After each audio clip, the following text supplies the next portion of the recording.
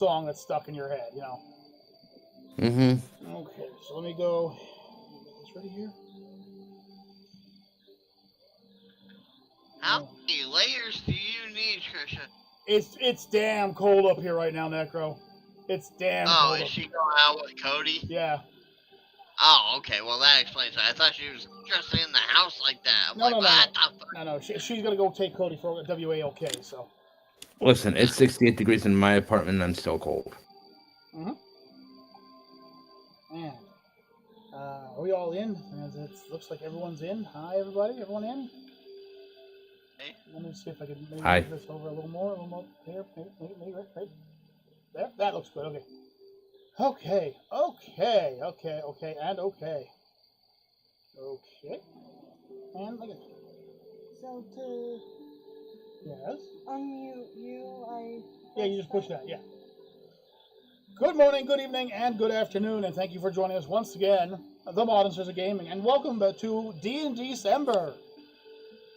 This is where we are going to be doing some D&D stuff for the month of December. We're going to run a little bit of a campaign here, and if you all enjoy it or want to see more, please, someone write in the comments below that they want to see more or something different. So as you can see, we have Necro Nick, Juggernaut Jared, and Tiny Trish here. Subliminal and Naked Man have said that they were be interested in this, so they may join us later. But as with all my campaigns, you don't need to be here. Ow. The heck was that? Don't know. No clue. Not everyone has to be here for my campaigns to work. So, remember to... damn it, Jug!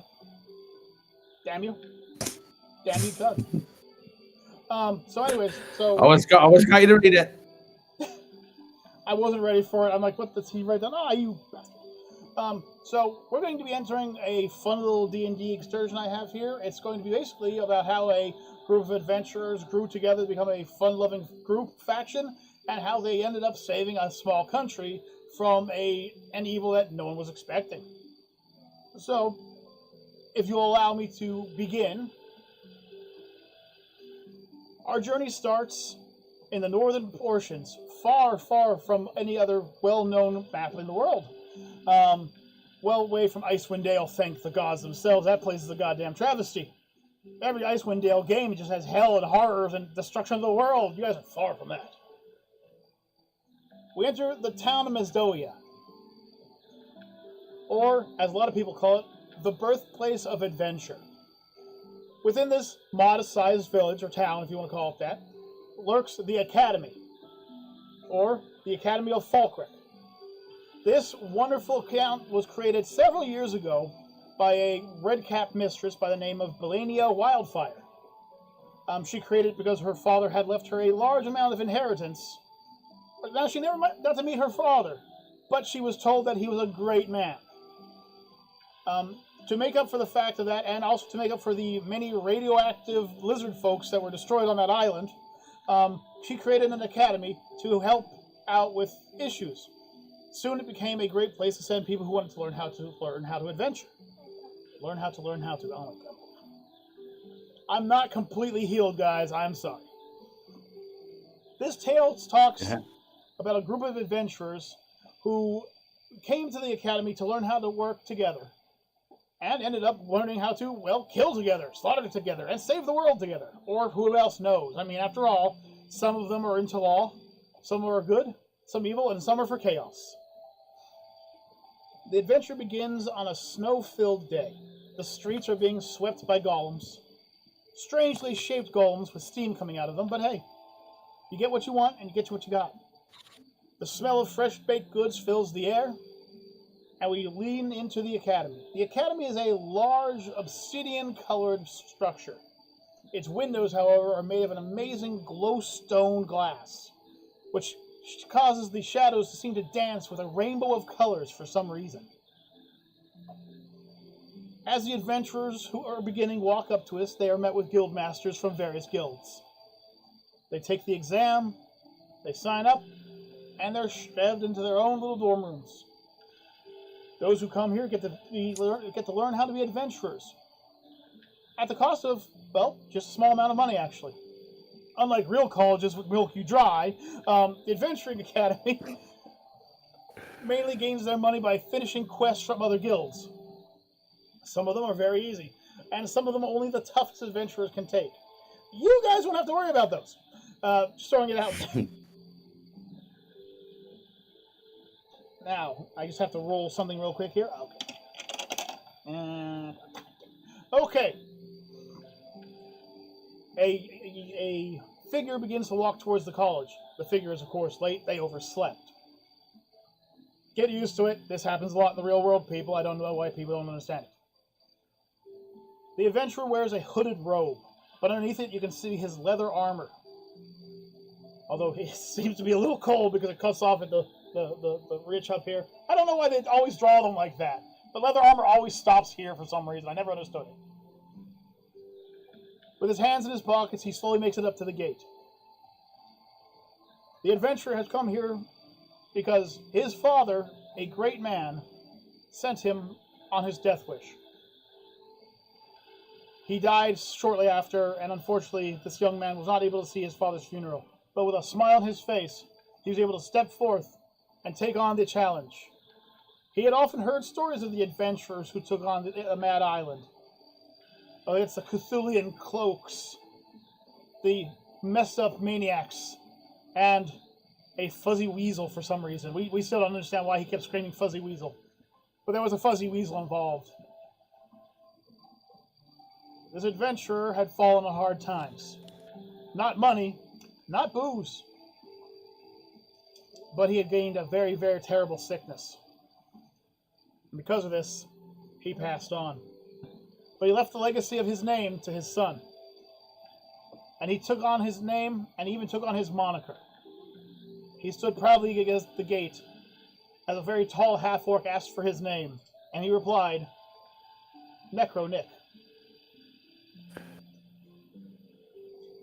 Necro Nick, welcome to the college. The Adventurers Guild, if you will. You are the last to arrive. However, that does not mean you are not wanted there. The half-orc explains that everyone is welcome here, everyone is wanted here. He says, you are a bit late, but we will get you in. He ushers a hand towards the door, and the door sinks into the ground, revealing a beautiful, billowing light show from the inside. He wishes you the best of luck, and asks you to step forward. I say thank you, and I applaud the beauty of the place as I walk in. You walk into the main entry hall. The colors on the outside do nothing to explain the colors on the inside. The platinum and marble bricks in the floor shape out the shape of a beautiful platinum dragon, Bahamut himself. The walls are a mirror showing of obsidian. It's so black, no light reflects on it, and yet you can see everything perfectly through the reflection. Two massive marble stairwells lead up into a grand balcony where you can see other adventurers and adventurer students walking and rushing around. The main entry hall is a bit barren, but you can see where many people had been standing for probably hours, preparing for their days. As you walk in, a small figure sees you and begins bounding towards you with unkempt enthusiasm. She stops and looks up at you and smiles. I have heard of you, she says with a good old smile. Your father was the Grand Master himself, Necro Nick, was he not? And I hear that you have taken on his name. It's grand to meet you. Perhaps you know of my father. I have never met him before. I've heard of rumors that he simply vanished after the party, but my father's name was Naked Man. Have you heard of him? I've heard stories of him, and yeah, well, we're gonna just leave at that. Bravo, bravo. She shakes her head to the side and allows her little beaded earrings to bell off. You can tell that she has a very, very love attention for her hair.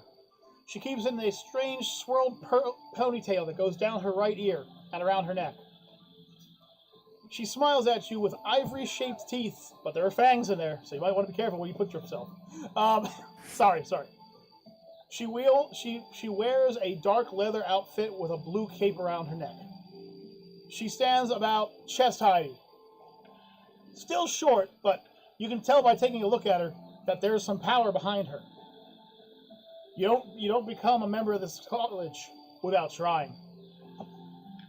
She smiles at you and says, well, that would make us siblings in a way. For your father and my father once fought an amazing battle. They took down an evil elder being. They saved the world. And they created pudding. In case you guys, Again, in case you guys were wondering, go ahead. in case you guys were wondering, that was going to be one of the jokes at the end of the last campaign. It turned out that like Necro and Juggernaut fought against each other, and then they somehow created pudding. I don't know. It was a stupid idea. I'm just bringing it up as a joke. I'm sorry. I look at her again, and the same look I looked at when I said, yeah, I've heard about your father, and said, yes, they had a great battle, and defeated it. She giggles. I kind of mutter something that she can't hear. And it begins. She smiles again and looks down and she goes, oh, the time. I'm so sorry. You were running a bit late. So I had to quickly look over your files. Now, if I'm reading this correctly, what did you say your class was you were trying to be? Is this correct? It says you are trying to be a Voss Avatar.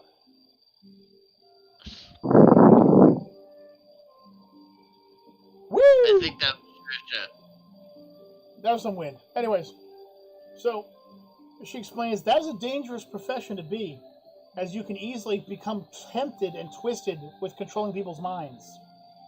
Are you sure this is what you wish to be? Well, I was around your father for a little bit of time, so I'm sure it ain't She much holds a hand up different. and stops you. I understand. I have heard from the son of the one known as Juggernaut that my father was odd. Am I to believe that he actually... Yeah, sure, we'll go with that. As legend goes, he attempted to stab a small child through a bed. I do not know whether this is correct or not, but my mother said she loved him dearly for it. My mother was also a bit... What is the term you use? Cuckoo?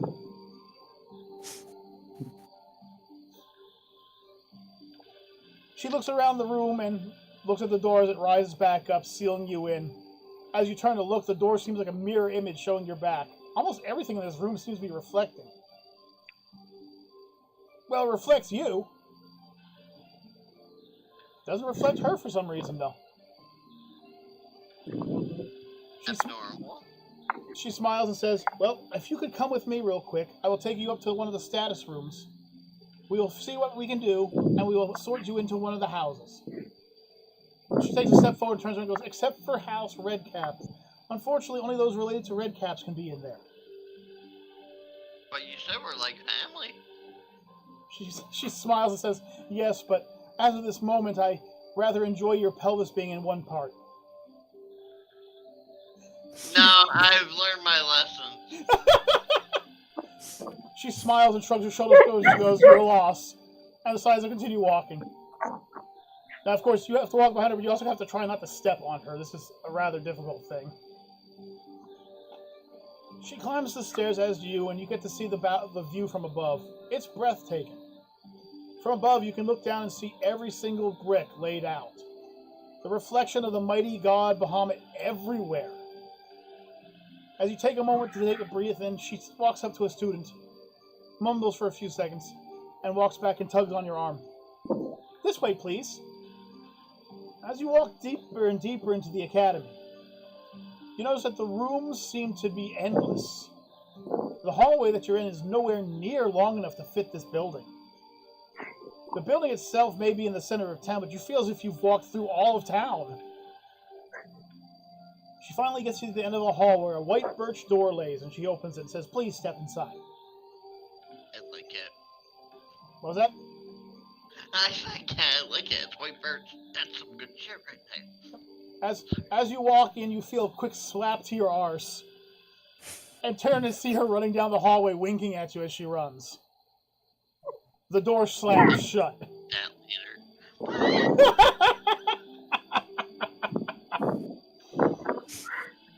As the door slams shut, you find yourself in a room. The room seems rather small compared to the others.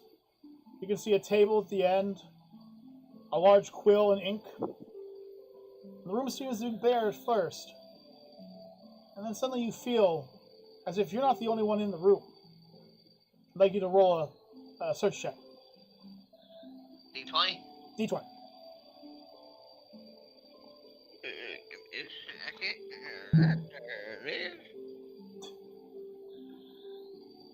And we got a 19. 19. Oh, damn, okay. As you step into the room, you realize that your own reflection beneath your feet is walking away from you. It's not the first time that ever happened. The hell? When's that ever happened to you, Necro? Jeez! It slowly emerges and turns into a large half-black dragon.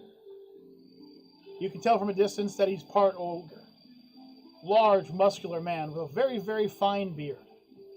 Talking like one of those little goatees, the tiny little pointed ones, and has two ridiculously swirly mustache queues. So he's probably a bad guy. Racist. No, I watch too many animes and other things. Okay. The ogre turns to you and sits down. Greetings. I am the high exalted leader of this college.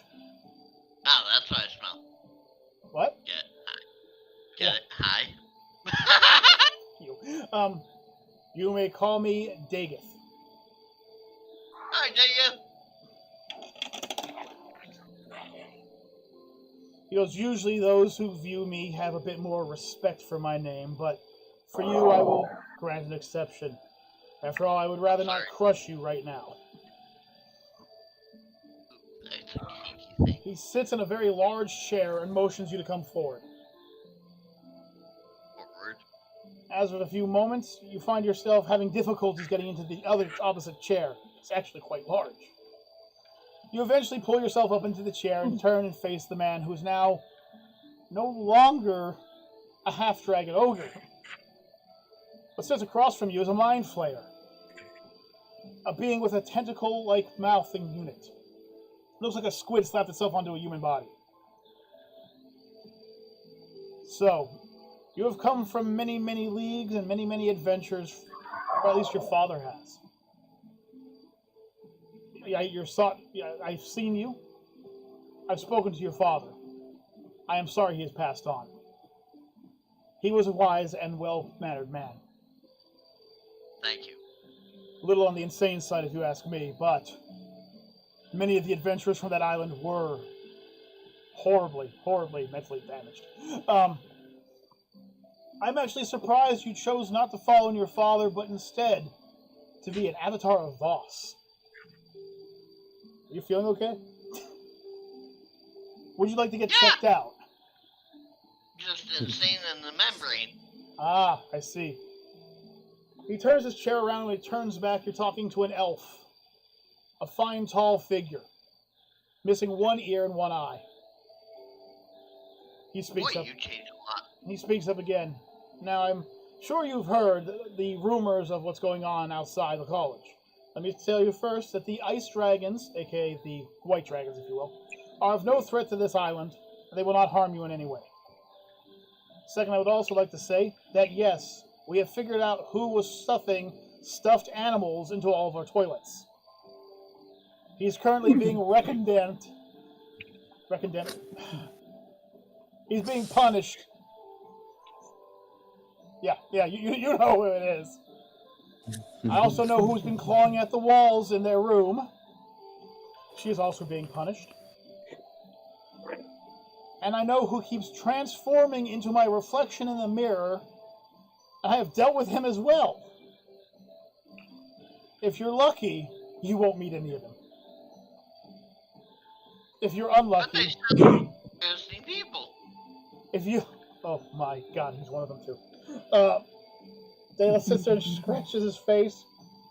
He pulls it down like this, and you're now talking to a female woman with red hair and green eyes, and an ample chest. We do not need troublemakers. What's that? Poison ivy much? If you want to view her as that, view her as that. Still wearing the cloak, though. We don't need more adventurers like that. And seeing as that you happen to be one of the more... from one of the more responsible families, I have no doubt but to put you into a role of leadership.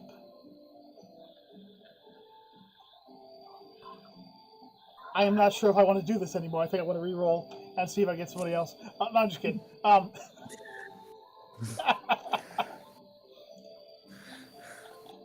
With a relenting sigh, I reassure I will try and do my best and guide whoever I have in my party as best as I can. As I do not want to fail my father's name. she nods her head. That is a very, very good thing to do. Please do not. After all, who would want to be angry at the man who saved the world and created pudding? This will be a running joke, everybody. Running joke. You don't want to know how he created the pudding. I don't want to know either. It was never brought up. I never thought of process. It just happened. Also, K-Man created Hawaiian pizza. How? I don't know, so I'm not bringing that one up either. The figure stands down, walks back, and transforms again.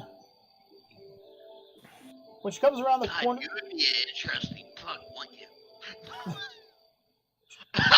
Anyways, as I was saying before I was so rudely interrupted. God. Yeah, I know, Jug, I know.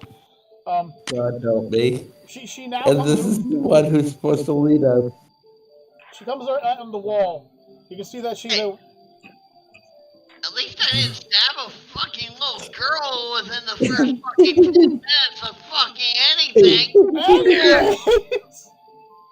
Anyway. Man, people are gonna have to go look back at the other D&D campaign to catch up with this D&D campaign. Now it's horrible. You realize who it really is. She is, in fact, the high advisor of the court of Norgak, which is a town near where Necro's father was.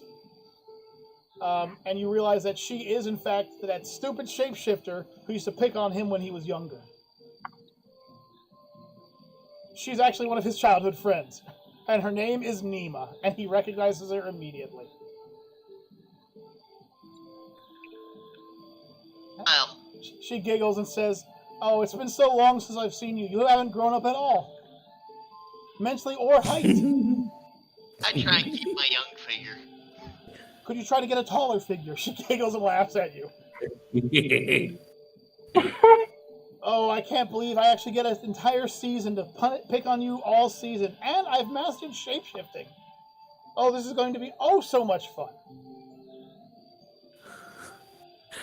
You remember certain things she's done, like pretended to be other girlfriends of yours, and then transform into very large, hefty men as you attempted to do things to her. Or the so funny she pretended to be a wall that you were running at, and then transformed back into a human so you would run through the wall and fall. This is where I got my bisexuality from. Damn. Anyways, she's a tan human being with a mild chest. Her figure is that of somebody who has spent most of their life sitting on their butt. In other words, she has a small gut and a large butt. Gut butt. I do love my ass. You remember Nima so well that you feel like a combination of giving her a hug and also dropping her to the floor. But you hold back and she smiles. Accurate. So, Necro, I have some good news for you, and I have some bad news for you. Which do you want first? Let's go with the bad news. You're here and I hate it. I'm just kidding. The bad news is, unfortunately, the choice of being your permanent squad friends, your party members, if you will, has unfortunately dwindled to only a small amount of people. Let me guess. The ones that you were saying things about earlier. Oh, yes! Do you not know them? They are so wonderful people. Except for that Juggernaut person. He scares me. Not quite there in many ways. Well, I mean, he sounds a pretty interesting character from the mindset of what I'm trying to go for. Prepare to be very disappointed. She asks you to follow her. She walks out of the room and turns down the hallway. As you I don't mind following hell. Anyway, as you begin walking down the hall, you notice that several of the higher ups, aka those that look like they're security or teachers, stop and bow to her as she walks past. You can tell that Nima has a very large pull in this area. Best to note that so you don't do anything stupid. As I said, I'll try my hardest. Okay. She begins walking down and explaining to you that those that she was talking about punishing were actually not bad people. They were unfortunately waiting for their final party member who ended up being late, which she gives a sneerful gaze at you. Which you are always late. Better late than never. Except when it actually matters. She gives you an awkward giggle and walks away faster. You can only imagine what she means by that. Everyone else knows what she means by that, but Neko can only guess. As you walk down the hallway, you notice that the lights begin to get up a little brighter, and you find yourself in a second commons room. This commons room isn't as fancy as the other one was, but is very nice anyway. The floor is a marble sheen. The walls also have a marble sheen, but with a gold leaf print to them. It looks almost like you're walking into a Taj Mahal-like building. Very, very beautiful, very scenic. And she smiles as she goes around. She begins pointing at some of the rooms. The room on the left is a crafting hall. You can find your way in there, and you can craft all kinds of amazing things. Or you can just hit yourself in the head with a hammer. I honestly could care less. The next room will lead you to your room. However, it will also lead you to Juggernaut's room and all the others' rooms. You don't share a room, though. It's some kind of magical ability. I do not understand it myself, but whoever walks in can only enter their own room. The third room shows this is the kitchen. Several individuals, including my brother, often find themselves in this room. It's a shame he won't find his way to the Red Cap dormitory where he's supposed to, but apparently something about it sounds frightening to him. I don't know why. Giggle, giggle, wink, wink. Yes. And she points to the final room and says, all of the adventurers that are here right now are currently waiting in that hall. Some of them had to go and perform small deeds around that we asked them to do to kind of save time because I knew you would not be here on time. She shoots you a glare, points a finger, and she goes, this is actually the first time I'm going to say this to you, and I mean it seriously. Stop not showing up on time. She takes a few steps, then puts her head down. Oh, who am I kidding? You'd be late for your own funeral. She opens up the door and she goes, please go in and meet with your party mates. When you're done, we will have a mock trial battle, and we'll see where you stand. As she walks away, she once again shapeshifts and transforms into a bat and flies away, leaving a small present right on your shoulder. I grab the present that's on my shoulder, and I said I always knew she was a little baddie. You just grab guano. I know. She's on your shoulder. Anyway, as you enter the hall, you notice that there are only 2 individuals in there. Where the heck is everybody? You know? But they were sent on little things to do while they were waiting for you. In the one corner, you see a fairly large man. In his youth, he smiles and talks to 2 little animals as if they can talk back. And then you realize they can talk back. A pudgy little stuffed animal and a small spiked little hedgehog creature. On the other side of the room, sharpening her nails with what you can only describe as an instrument of torture, is a very tall female as well. Her nails look like a combination of broadswords and every horror movie villain's blades after they were done hunting their victims. You'll notice that there's several locations as well, but they are currently unemployed. Actually, I'm going to turn this down just a little. I can't hear over it. Sorry. Now, there are only 2 party members. Mind you, there are only 2 party members. Other people can join. Okay? Right. The tall, slender, pale-skinned girl takes a smile and waves her hand at you. Why, hello there. I'm glad to know that I'm with at least 2 decent-looking gentlemen. I say, well, it's a pleasure to meet you. What is your name? Her name is Tiny Trisha.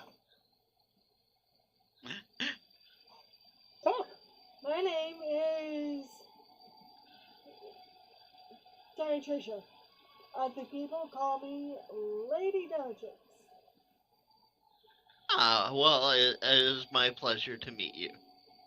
You turn around and notice that the other individual is currently 2 inches away from you, measuring your body height and your width. He pulls back his hand and goes, "It'll have to be a smaller grave, but I can make this work," and begins slowly walking back to the table. He turns around and says, "Would you rather be a goat, a clown, or a jellyfish?" Clown, please. You live this day. He is a very tall and strangely muscular individual. You can tell that he has been behind some kind of training, as he is quite large. Still not too tall to be considered a large creature, mind you, but quite large.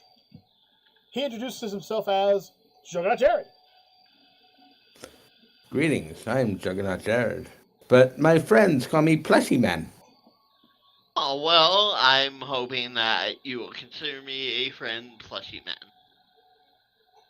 Thank you. As you guys begin to settle down and they take you back to your room, where once again, as you pass through the wall, you notice that they are no longer behind you, but you can still hear them talking. You finally settle down and put all your stuff down and walk back out in the main hall. This is where you explain to them that there will be a mock battle, a trial, if you will, to see how far behind they actually are. As you say that, who else would show up but your good old childhood friend? She comes bounding in, shaped like a large puppy dog, and tackles Necro. She licks his face and transforms into a regular form and begins giggling. I always love doing that to him. How is everyone doing today? She's still standing on his chest, by the way. I push her off slightly. She pretends to fall, going, "Oh!" and then catches herself. Juggernaut Jared, or Plushy Man, how do you feel today? I feel chaotic. Now, we've told you about that. I like chaos, We've though. told you about I like his response. You have no idea what he's capable of. And she turns and gives I still like his response. She turns and gives a small bow to our wonderful Tiny Trisha, who, by the way, just to let you guys know, she is taller than both you guys combined. She's a good head taller than both of you. So it's not so Tiny Trisha. Well, in this case, no. But on the plus side, when you talk to her, if you look straight, you're only talking into her chest. So, I mean, do with that thought process as you will. I get how you said plus side, Yeah. and size kind of works in that matter. Oh, I know what you know. You know what I'm saying. You know what I'm saying. As you begin walking down the hallway, she begins explaining to you how each one of your roles should fit in the battle. She explains that Tiny Trisha, while she calls herself Lady Demetrix, is actually a long outstanding granddaughter of the once fine Lady Demetrix. They all use this moniker as a way to remember her, as she passed away many, many years ago to a strange dagger that seemed to just straight up kill her. They don't know how it killed her, or what those strange metallic BBs he was shooting into her did, but they all know that they hate an individual known as Ethan Winters. She says that while she may look delicate, don't let her appearance fool you. She is a brute in melee combat, and enjoys nothing more than taking her claws and taking them and shredding her opponents with them. She then starts talking about Necro, saying that Necro's main job will be to control the riffraff. With his mental capabilities, which will grow in strength, he'll be able to control the battlefield, from confusing to controlling to making people very sad. That is the way of the Vash Avatar. As she begins walking, she stops and slowly turns and looks at Juggernaut, and slowly turns back. No, nobody else can hear that? Oh, must be me. He is, yeah.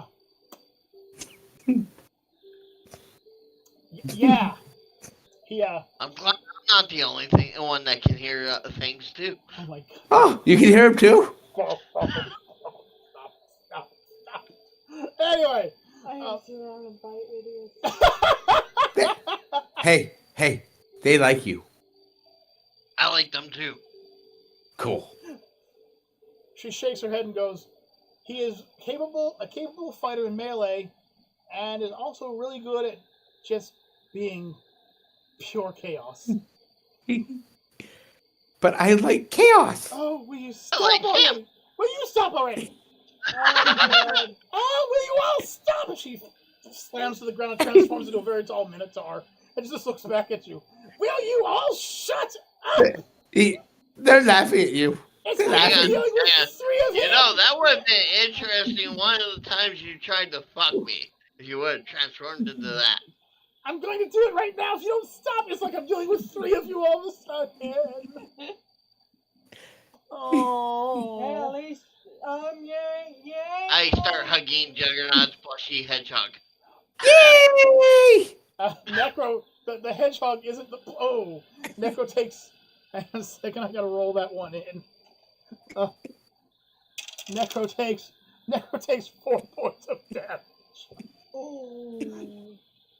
So what that is, that's actually a spiky homunculus. It's basically a ball of steel and needles. Like a hedgehog. I'll keep that in mind for later purposes. Oh dear lord. Anyways, can I get a minute? Can I get 1 minute? Sure. Oh man. Be quiet over there. Will you? He's trying to talk. They're trying to talk. Be quiet. I swear, if like one of your friends pokes his head around the corner and says, "Sorry, I had to lose my mind right now." Anyways. They say sorry. They'll let you talk. Anyway. She leads you downstairs into the center. She leads you downstairs back to the center hallway.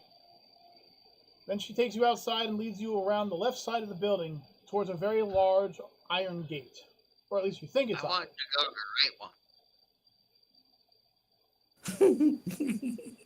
Oh, I'm gonna love this part. As you walk towards the gate, it slowly pulls itself apart, as if somebody is ripping it to shreds. She walks through it, and as you guys walk through it, it puts itself back together again. And then you hear a strange voice. Good afternoon, Marm. How are you doing? She turns around, looks at the gate, and she goes, Oh, Halthern, I'm doing so well. How are you doing today? You can suddenly realize that the gate itself is not a gate. It's something else. It's actually a mimic. She smiles and turns at you with her beefy grin because she's so minotaur. Says, don't worry. The mimics around here are wonderful individuals. And you will find them everywhere. They are my security. They are the doors. They are the walls. And then she smiles and goes, and they're at least one of your beds. Probably mine. And she continues walking. Don't you hate. I'll get you. I'll get you, Nick. But don't think I won't. I'll get you. Oh, please, please. As you guys walk into a very large arena-like shaped building, it seems to be just a giant sphere. You can see hardwood everywhere, and this strange glowing green crystal floating on the ceiling. She walks into the room with a smile on her face and transforms back into another form. Now she's a rat. She bounces around the room. But yet you see her standing inside the glow of the center of the room. But you can see her everywhere. It's as if she's fighting something. She stops and turns and grabs her face. She transforms back to her real form and apologizes. I'm sorry, I forgot you guys didn't know what to do. She walks up with a smile and puts a hand on Juggernaut's shoulders. You can tell the voices it's going to be okay. She walks over and says, It's gonna be okay, guys. Welcome to the Falk battle. This room is enchanted with some of the most powerful crystals that we've found in history, brought back from the dreaded radioactive core that was once, in fact, a jungle full of very vivacious lizard folk. They cursed the name of Deathgasm for some reason, I don't know why, but we were able to find this crystal. It allows us to set up a battle where you don't have to worry about dying, and you can fight to your heart's content.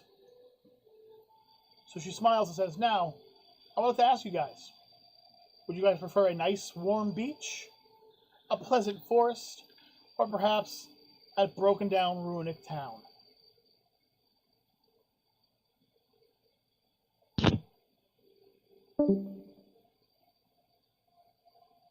Ah, we lost Jug. We lost Jug. Juggy, come back. Juggy? Juggy? Jug. Chaos? Chaos. We'll do it 3 times. Chaos. Chaos. Chaos. Chaos. Damn it. I hope this is just like a skip out or something. I hope his internet didn't go down. Folks, we're sorry about this temporary little This little setback here. I'm gonna click this little button here. Woo! Woo! We'll be right back. Oh my goodness! I hope we come back. It won't be a live stream. Yeah, you're right. Actually, it wouldn't be a live stream without there being a mishap like this. So for those of you who don't know, Juggernaut has mysteriously vanished from the channel. I'm hoping that he just got kicked through the internet real quick. Same. So, yeah, because this next part actually does require more than 2 people. We'll give this a few seconds, folks. Wow, I don't. He just straight up vanished too. Like. Yeah. Chat. Nope, not in the chat. Check Discord. Juggernaut. He's actually been showing up offline anyway, so you won't be able to check by that. Okay, darn. I was kind of hoping I would, just like a quick notice or something like that. Because when I saw that you two were in here before starting, Yeah. He actually wasn't showing up on the whole in general, like how you could click on general text. He wasn't showing up online. Oh, jeez. But yet he was online because he was clearly sitting here with you.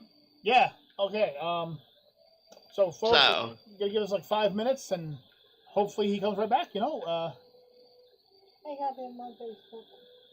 Okay, well, I mean, we all have him on Facebook. If you want to shoot him a quick message to see if everything's okay with him, I mean, if it's actually supposed to be a pretty snowy night for you guys. You guys are supposed to get between 4. Yeah. Allegedly, you're supposed to get between like 4 and 9 inches tonight, and we're supposed to get like a dusting. Jug? Hello, Juggernaut, I think. Juggy? Jug, you're back! Jug, welcome back! Sorry about that. My internet box reset. Oh, okay. We figured. No problem. We just wanted to make sure. So now we can get back. So we're going to go back to the live scene. So. I apologize for that. It's okay. We stopped the second you left. We're back. Okay, we're back, everybody. We're back. So once again, would you guys prefer a nice warm beach? Would you prefer a dark but fun-looking forest, or would you prefer an ancient, let-down village? Doors and everything else. I would go for the village. Of course, you go for the village. You're from the village. Yes. That's true. You are literally from the game of the village. Resident Evil, the village. Yeah. Oh. Guys, stop. Let him talk. Let him choose. Well, plushy man, let's see what those voices are telling you. Which one They do say you? roll. They say roll a die. Choose one. Okay. I'm going to roll a die and choose one then. Here we go. Okay, and you guys are... Hang on, let's re-roll this here. Come on, re-roll to a different number, please. Okay. It looks like you guys are going to go... To the village? I just going to go visit the village. In a sudden We're flash... going to visit her home! In a sudden flash, you feel as if somebody is literally reaching into your minds. Except for Necro, it kind of feels like they're massaging his mind. The room suddenly changes. You find yourselves outdoors. It's noon. A small, decrepit village. The village seems as if it was under an attack. You can't tell from what. There's no real outsides. It just looks like everyone just evacuated really quickly. But you do hear a snarling sound. So, shall we roll for initiative? I guess we shall. Okay, so, initiative for Trisha. 12. Juggernaut. Holy 20. 20, okay, wow, okay. His mind races. I got 13. Okay, and for the monsters, just gonna roll these real quick. Okay. And if you don't believe me, you can look at the side chat. Yep. Wow, actually, it looks like all of you guys are going first. Okay. So, you all prepare yourselves for what you can't see, though. You hear a snarling, hissing sound from some of the ruins nearby. What do you do? Well, my guess is we're supposed to investigate, but what if we just sit around and mingle? That's fine. Necro, I need you to roll a d6. D6. Do you have a d6? Okay. I got all the die. Oh, okay. He needs to beat. Okay, that's fine. He can easily beat that, right? Tell me he can beat that. 2. How did you lose that roll? Oh, God! Okay, Necro takes... Oh, God. So, Necro immediately catches a dart to the neck from one of the opening doors. He grabs at it, and unfortunately he fails the fortitude save. Necro is currently cursed with weakness, which lowers his strength by 2 points. From the door, you see a small but fairly familiar-looking being. This small lizard-like man steps into the light barely, but you can tell what it is. It is a kobold. Kobolds are a strange draconic creature. They have 4 to 6 HP, and where you see one, you know there are more. As you catch glimpses, you realize that there are a total of 5 of them in the area around you. Now, so, Necro, be careful. So, Jug, you are first up. Your closest target is the individual who just shot Necro in the throat. He's 30 feet away. However, just remember that your class does have an interesting set of features to it. Okay. So, just to catch you guys up... I'm trying to figure out what you sent me. Okay, I'll explain. So, Juggernaut is a chosen of Elysia. It's a creator of plushies. They have D8s for health, are good with simple martial weapons, light and medium armor. Juggernaut's first ability is the Blessing of Elijah, who gives him +2 on bluff checks, not helping him right now. However, what he does have are his Calling Plushie and his Spiky Friends. These 2 individuals will move after Juggernaut's turn, and he'll be able to tell them where to go. His plushie is just a little stuffed animal that can do 1d4 damage with a punch, or a bite, or a headbutt, or whatever he wants to do with it. The Spiky Friend can either do 1 to 3 damage, or he can set himself down to become a trap. Juggernaut, you also have the Ready to Wrestle perk, which grants you improved unarmed, and you do not provoke attacks of opportunity when you make touch attacks to start a grapple. So basically, you can run up to an enemy and put it into a grapple hold, and you can go from there on another turn, and you are currently bare-fisted. Okay. So you can either punch or try to grab one of the guys up in a chokehold or whatever it is, and I want to grapple the guy that shot the darts at Necro. okay. Well, ironically, he does not get a saving throw, so I need you to roll a d20. Just roll a d20, man. We got this. 15. Ooh, nice. So Juggernaut rushes forward and kind of does a swerving step left and right and catches the kobold in a grapple. The kobold's arms and legs are currently pinned, and Juggernaut kind of has him against the wall. Kind of just like holding him there. Now, Jug, what do you want your little plushie to do?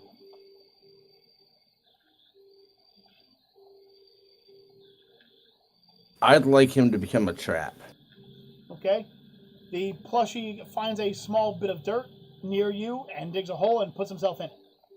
Now, what do you want the spiky fiend, your spike homunculus to do? I want my spike homunculus, if possible, to be on the other side of me. Oh, you kind of you have both sides blocked. Okay. Yeah. He rushes his little hedgehog butt over there and then burrows himself in as well. He's also a spike hazard. Yep. So, I believe Trisha, you are next. Now your closest is still the same one that Juggernaut has in the grapple, but you could also go and attempt to go and tear the face off of one of the other ones near you as a full round action if you would prefer. Remember, you are a very strong individual with very nasty, sharp shred claws and a bite attack as well. I do want up on my health, Okay.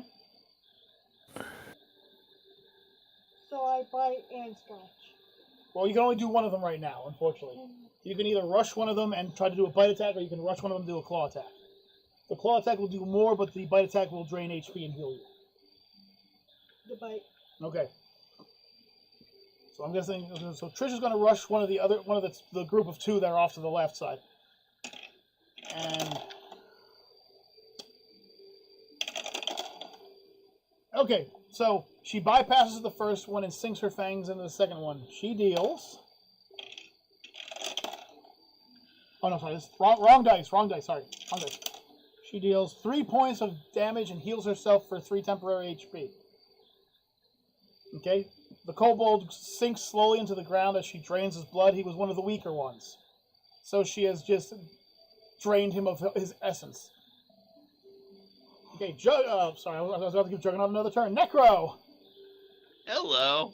So, Necro, as the wonderful Voss apprentice, you do have several opportunities of things you can do right now. First of all, you are a lunatic. Yeah. You have access to some spells. You also have your Psychonic Blade, which you could just summon and slash with. You have 3 targets who are also within range of you. You have the individual who is being pinned by Juggernaut, who is basically in a lot of trouble if he breaks free. You have actually, you only have 2 targets. And you have the second kobold that's behind Trisha.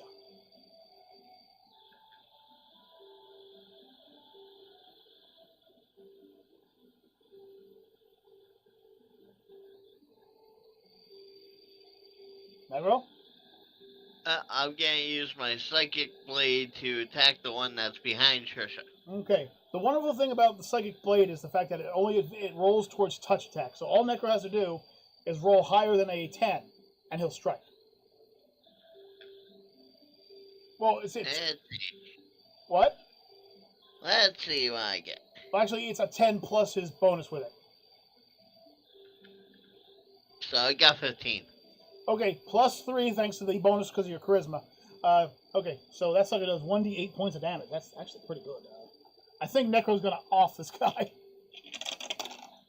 Yes, Necro deals 6 points of damage. Basically takes his psionic blade and just splits the other kobold in half. Okay, so the kobold that's fighting against Juggernaut has to try and make a savings throw to break free of the grapple, plus Juggernaut's strength was actually pretty high. So, can you do it? Okay, so unfortunately, this is where a very bad moment happens. So, the kobold has sadly rolled a 1.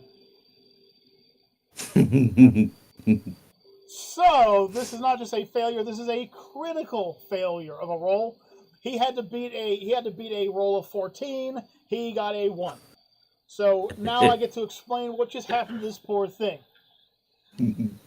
So, the kobold attempts to squeeze itself free, and as it does so, it slings its body down, unfortunately, into where Juggernaut's muscles are, and ends up getting its head crooked harder. It takes 2 points of damage and is currently being choked out by Juggernaut. Okay, so that one's dead next turn. Juggernaut has already killed that one. So what happens is, because he has the improved unarmed and grapple, on the next turn, Juggernaut will automatically succeed in a 1d6 roll against it. And seeing as it's just taken 2 points of damage, it will not survive whatever he rolls. So it is dead regardless. So we still have the other two that are currently on the upper floor. So he's going to try and get a tumble check. Okay, so the first one tumbles down and lands behind Juggernaut. Unfortunately, though, I believe that's where the... Yep, that's... Okay, so...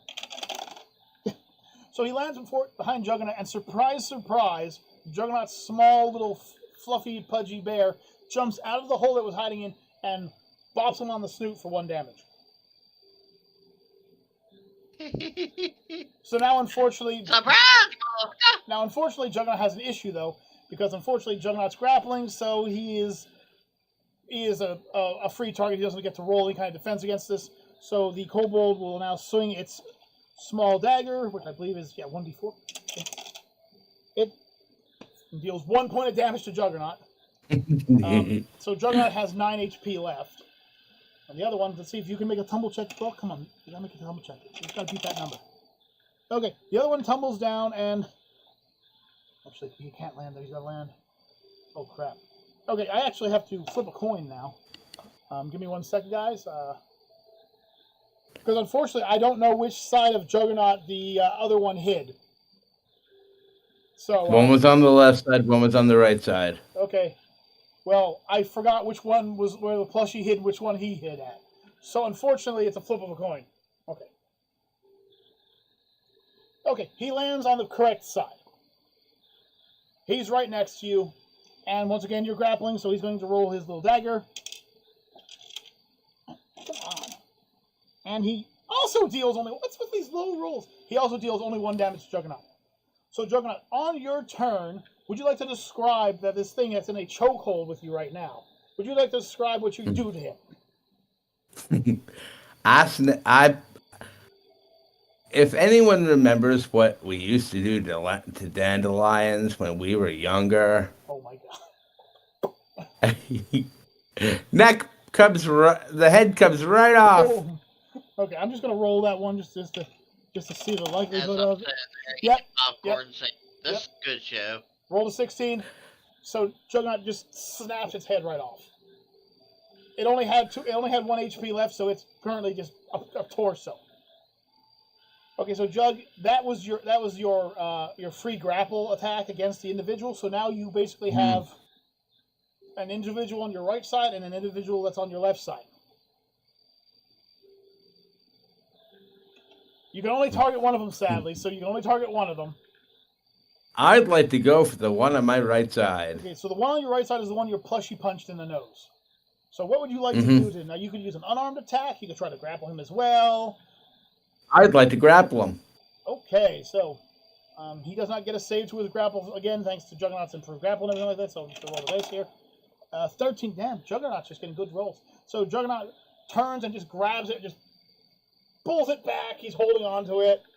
The little thing looks shocked out of its mind. It has no idea what's going on. However, Juggernaut takes another point of damage from the other one who got an attack of opportunity against Juggernaut's back. So now Juggernaut's at 7 HP. So the next one up is Trisha. Now, Trisha, your group has now killed all but one of them. Well, I mean, other than the one that Juggernaut's choking out. You can attempt to attack the one that Juggernaut's currently attacking, or the one that just stabbed him in the back. They're both within range of you. Or you could do something else. You could cackle, laugh, brush your hair, whatever you want to do.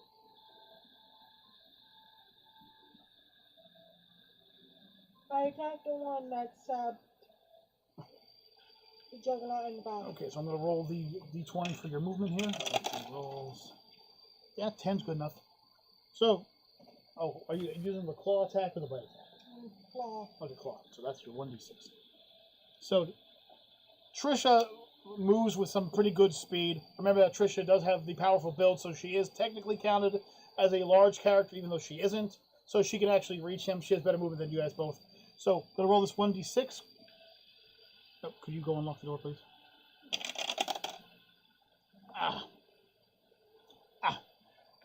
As she rushes by, she kind of side glances and swings. It gets a chance to kind of move a bit. It takes one more point of damage.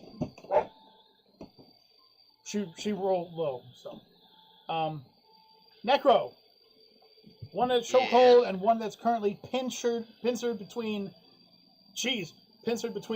Juggernaut, Trisha, and the plushie.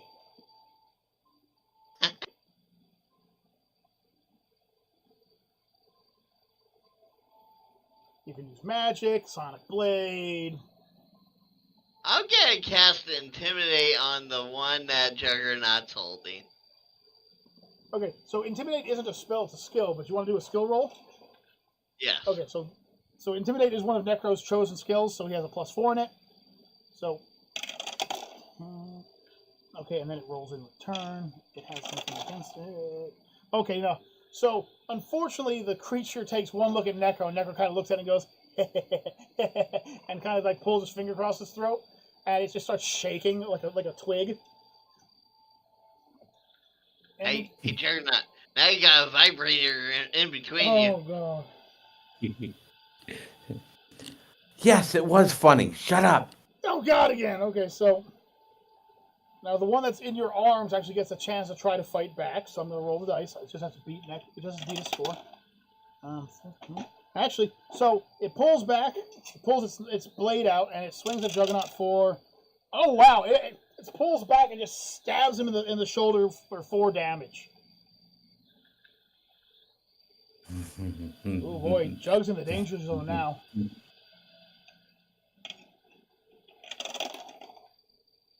Darn.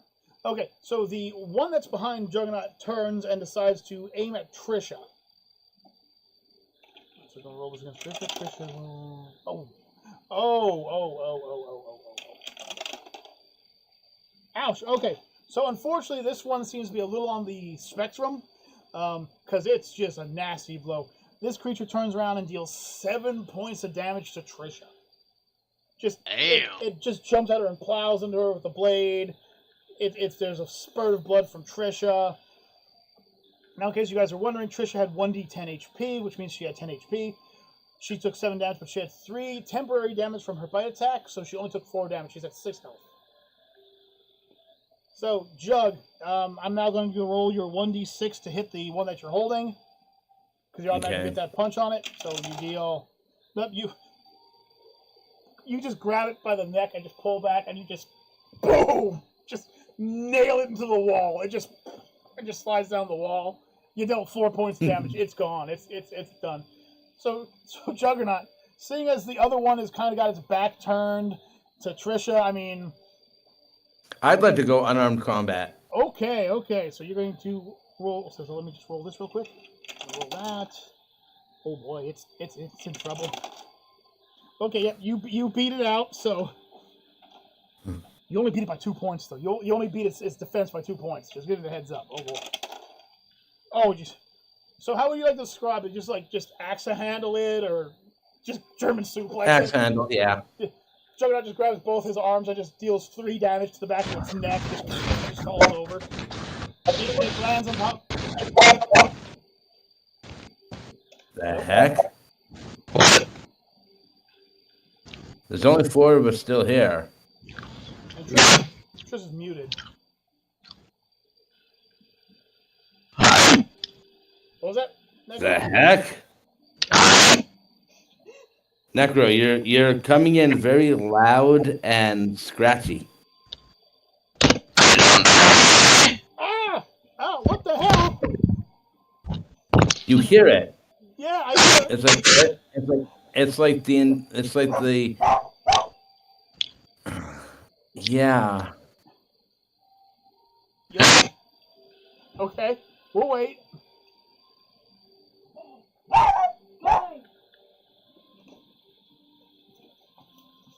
Now we can't hear you. You know? Okay, so how are we gonna do this? What? How about now? Oh, now we hear you. Okay. There we go. Okay. So, Yay! Back! so just give me All right. Angel, guys. Hey, honey, home? Would you like to join in some fun? Or are you good for the night?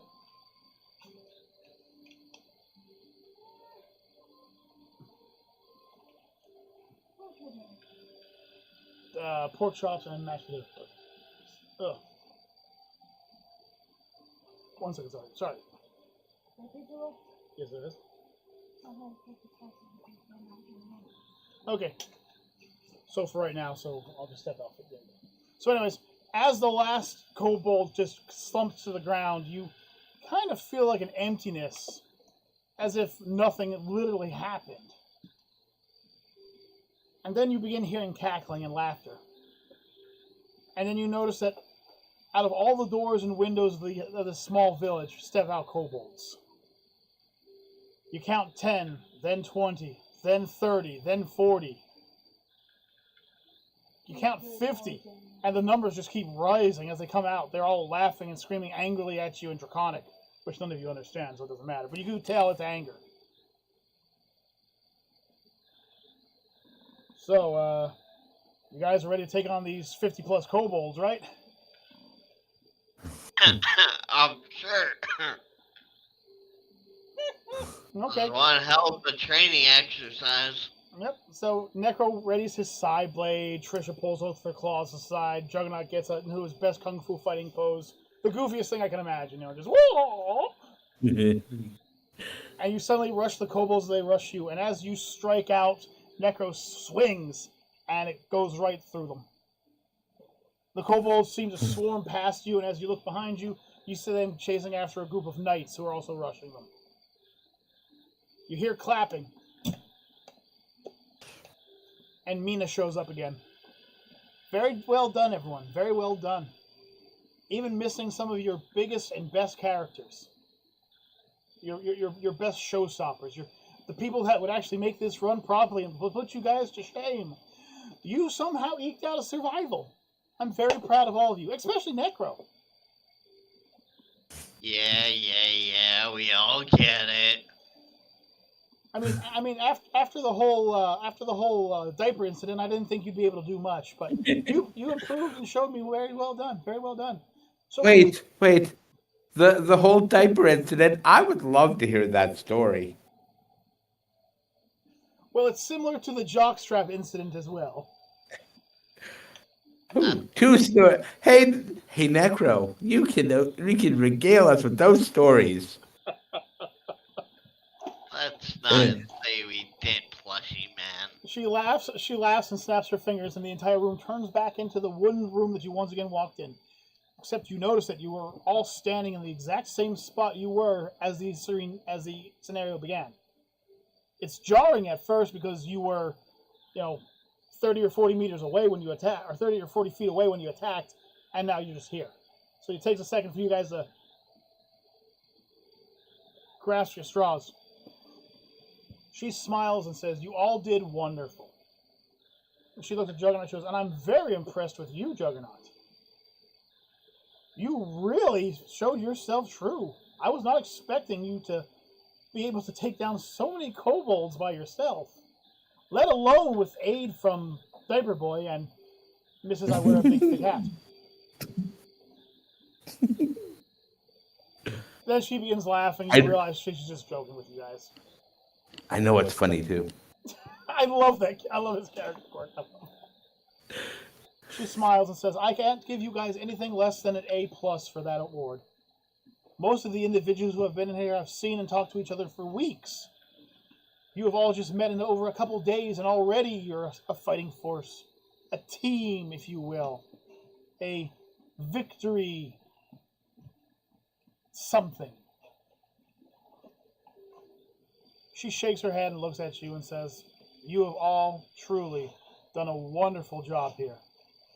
I wish you only the best in your futures. As far as I can tell, you have all succeeded in your goal. I can't think of anything but to say that I no longer have any fears of sending you out on anything dangerous at all. No, except for Necro. I'm still always going to be worried about him, but we'll talk about that one later." In bed. I can be the pizza delivery boy or girl. Or both. I've been practicing. Works for me either way. As she begins walking back inside, you feel a deep, deep cold. The snow has begun to fall even further on you. As you walk up to the gate, you find that it's missing. She turns and says, "He must be on break," and continues to walk and lead you guys back in. Now she leads you to a different location. Through the main entranceway, she leads you to another large tavern-like room. In this room, you can see certain people are talking. Most of them, you can tell, are definitely teachers. They look like they have fought many battles, casted many spells, or healed many warriors. Mina stops and smiles. "This will be your favorite location. Not only is this a true after-battle experience," and she points towards the bartender can get you whatever you wish. Except for Necro, I've marked him down as a minor, so he'll only be able to get small fruit drinks. "I love you too," she says with a giggle. But over there on that board right there, that is the most important thing. This is where you can take on small classes, tests, or even quests if you choose to. Our quests, however, are not very far off. You won't exactly be going for weeks at a time to go find some maiden in the castle to save her from a dragon. You're all beginner adventurers, so you will find things exciting such as fighting a wolf, collecting some chicken feathers, or perhaps, just perhaps, filling someone's tub. These sound ridiculous, and trust me, they are. However, allow me to explain that these all do come with a benefit. They will all give you points. See, our guild uses a point system, and once you reach 10 points, you can upgrade to the next level. Trust me, it sounds ridiculous, and it is, but I didn't make up the idea. Trust me, the headmistress did, and she's, a lot of the daughters of Kmod are, so, you gotta ease them in. They're kind of twitchy, too. They do not like having their father mentioned around them, and then they rush to their rooms, and the sounds you hear from those rooms are terrifying, so I try to avoid that entire area over there. She points across the hallway. That room over there is their hall. Please do me a favor. Don't go in there. I enjoy all of you and do not wish to see any of you die. You will die of crushed pelvises. Oh, so you've heard of the phrase. Unfortunately, the red caps do not really differentiate friend from foe, brother and sister from individuals, or male and female. It would appear that they... And seeing as they're also part dragoon. Yes, they're also part silver dragon. Apparently, that combination, along with their father's mentality, has caused them to become very strange individuals. So, I will ask all of you to just avoid that side. In fact, that side doesn't exist. Just pretend it doesn't exist. It's not there. So avoid West Wing. Yes, please avoid West Wing, because unfortunately West Wing... Nice joke, by the way, Trish, I like that. But please avoid West Wing, because there are some truly lunatic individuals over there.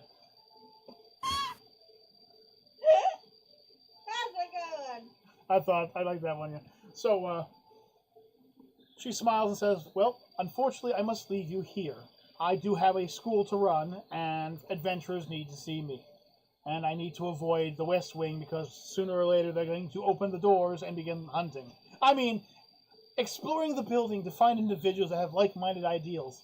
I can't be racist. I'm not allowed to be. And she simply walks out of the room with a quick strut and then looks at Necro and smiles and says, except for you. You! And she still walks away pointing at him. Like, you! I blow her a kiss. You! As she leaves the room, you turn to the bartender goes, you! Come here! The bartender is your I walk stereotypical. over. He appears to be your stereotypical dwarf, as many bars tend to keep. However, as you get closer, you realize something seems strange about the individual. He seems almost manufactured. You notice that his skin seems to have a sheen to it, his eyes a glow behind them. As he begins to smile at you, you see what you can only claim to be circuitry almost, glowing within his mouth. I heard what she said. You don't have to worry. Everyone has to be at least 16 or older to be in here, and I've got no problem handing out alcoholic beverages to them. Or was it 21? I can't remember. Welcome to my bar. / tavern. / I'm supposed to keep you guys from killing each other. Name's Nevitt, by the way. You won't remember it, you'll just call me Barkeep like everyone else does. So I don't even bother telling you. Oh, it's you. He looks at Juggernaut with a twisted eye. There is no barmaid in my bar. You're funny. Stop talking to her! She doesn't exist! You're weird! You're funny. You're funny. Ah! I like you. Ah!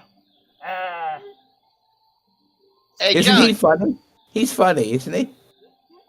Hey, Jug. Yes. You like saying things, right? Yes. You yes. like talking to things, right? Yes. I got an alcoholic drink for you to try. Ooh, what would it be called? Absinthe. Oh no. Are you talking about my friend the Green Fairy? Yes! Actually, we're actually allowed to give him abstinence. It actually makes him semi-normal for a few minutes. That's because listen. You know that's because the Green Fairy doesn't like me anymore. Listen, my friend, we all understand the poor curse that you're under, or blessing, as you call it. We all understand. He looks at Necro and goes, do you know of the followers of Elijah? Oh, dude, I love his friends. They're great. Obviously, you don't know. Those who follow Elijah follow what's called a new god, a being that simply popped into existence because enough people began to worship it. I heard my father told me about them. Elijah created the terrifying, morbid, and strangely adorable creatures known as the plushy race. I love the plushy race. I really love the plushy race. Yay, you're my friend. Juggernaut! Unlike others, the Are plushy you my race, friend? Unlike others, the plushy race is very good. The drunker they get, the saner they get, which is very strange. Unfortunately, the followers follow the same thing. The stronger the alcohol, the more normal. Sorry, my apologies. I didn't mean to use that word around you, Juggernaut. I apologize.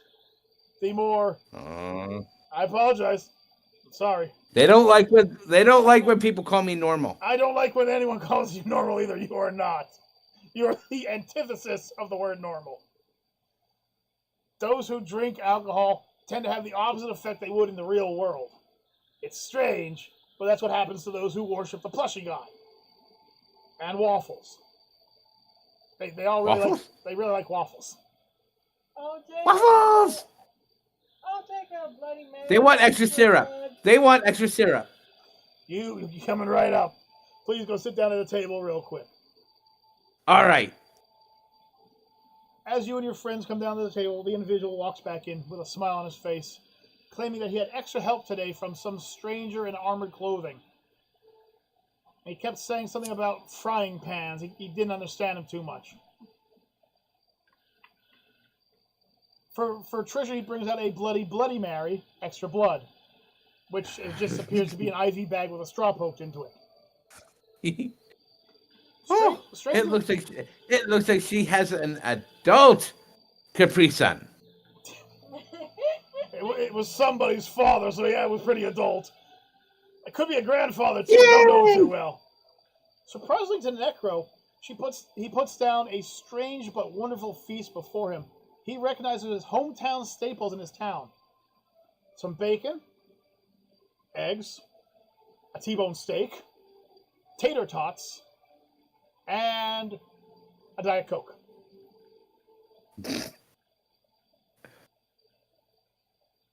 He exchanges the Diet Coke for a Pepsi. He exchanges the Pepsi for a Mountain Dew. They walk away. How they had all these brands and no one was questioning it? Don't ask me. I don't know. Lucky. For Juggernaut, he puts down what you can only describe as a castle of pancakes and a squirt gun full of syrup. Yes, I know. He gave us pancakes, not waffles. You look back and suddenly you realize they're waffles now. Woo! The bartender looks at you again. Asking you shall receive. He turns around. Yay! Chaos, chaos, chaos, and walks back Wait, around. wait. Is that my word? Chaos! As you guys begin to feast real quick and enjoy the time off that you have, you cast notice of a strange individual who has walked into the room. She seems occupied in thought. The look of her seems to be a person of healing. You see a stethoscope around her neck, but you also see a dagger at her hip.